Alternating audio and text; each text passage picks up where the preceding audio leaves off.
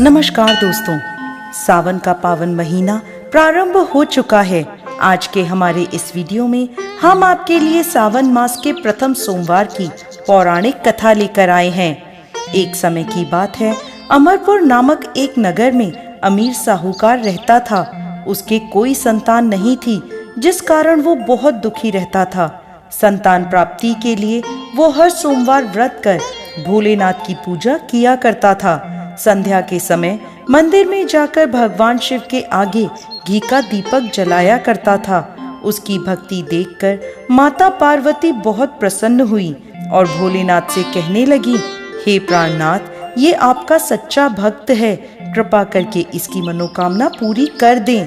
यह सुन भोलेनाथ बोले, पार्वती, पूर्व जन्म के कर्मों के कारण इसके भाग्य में संतान सुख नहीं है। परंतु माता पार्वती नहीं मानी। तब भोलेनाथ ने स्वप्न में उस साहूकार को दर्शन दिए और संतान प्राप्ति के वरदान के साथ साथ ये भी बताया कि उसका पुत्र अल्प आयु होगा और उसकी आयु मात्र 16 वर्ष की होगी। यह सुनकर साहूकार प्रसन्न तो हुआ, परंतु साथ ही साथ चिंतित भी हो गया। ये सारी बात उसने अपनी पत्नी को भी बता दी। पुत्र के अल्प आयु होने की बात जानकर साहूकार की पत्नी भी बहुत दुखी हुई, लेकिन साहूकार ने अपने सोमवार के व्रत का नियम नहीं छोड़ा। कुछ समय बाद साहूकार के घर में एक सुंदर पुत्र रत्न पैदा हुआ, जिसका नाम उन्होंने अमर रखा। अब अमर 11 वर्ष का हो गया था, तो साहूकार ने उसे अपने मामा के साथ शिक्षा ग्रहण करने काशी भेज दिया। साहूकार ने उन्हें रास्ते के लिए कुछ धन दे दिया और कहने लगा, तुम जहाँ भी रात्रि विश्राम करो, वहीं यज्ञ आदि करके ब्राह्मणों को भोजन करवा देना। अमर अपने मामा के साथ यात्रा पर निकल पड़ा। रास्ते में वो एक राज्य में पहुँचे, जहाँ राजकुमारी का विवाह हो रहा था। परंतु जिस राजकुमार से उसका विवाह होना था, वो अचानक किसी कारण से एक आंख से अंधा हो गया। यह बात किसी को पता ना चले, इसलिए राजकुमार के पिता ने अमर से दूल्हे की जगह बैठने की विनती करी। अमर ने यह विनती स्वीकार कर ली और राजकुमारी चंद्रिका से विवाह कर लिया। विदाई के समय अमर ने राजकुमारी चंद्रिका को सारी बात बता दी और उन्हें अपने पिता के घर छोड़कर काशी की ओर चल दिए।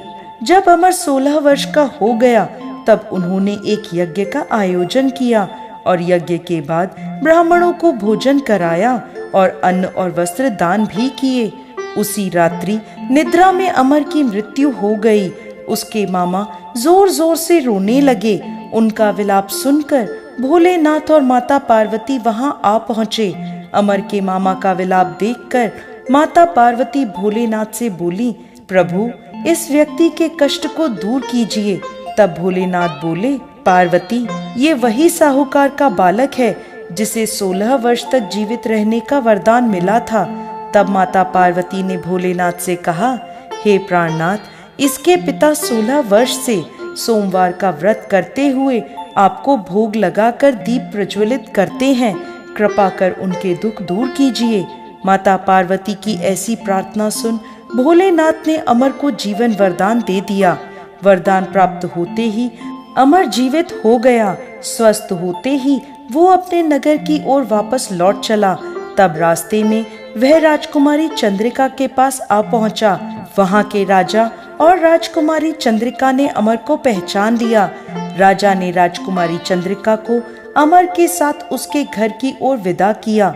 वहीं दूसरी ओर साहूकार और साहूकारनी यह जानते थे कि 16 वर्ष की आयु में उनके पुत्र की मृत्यु निश्चित है। इस कारण वो बहुत दुखी थे और कष्ट में अपना जीवन बिता रहे थे। तभी उनका पुत्र अमर राजकुमारी चंद्रिका के साथ घर पहुंच गया।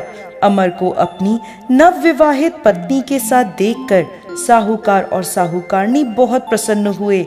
उसी रात भोलेनाथ ने साहूकार को स्वप्न में दर्शन दिए और कहने लगे, हे साहूकार, तुम्हारे सोमवार के व्रत से प्रसन्न होकर मैं तुम्हारे पुत्र को लंबी आयु प्रदान कर रहा हूँ।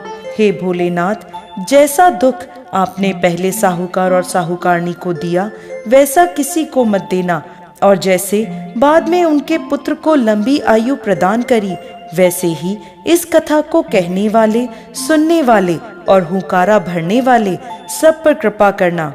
जय भोलेनाथ, जय माता पार्वती।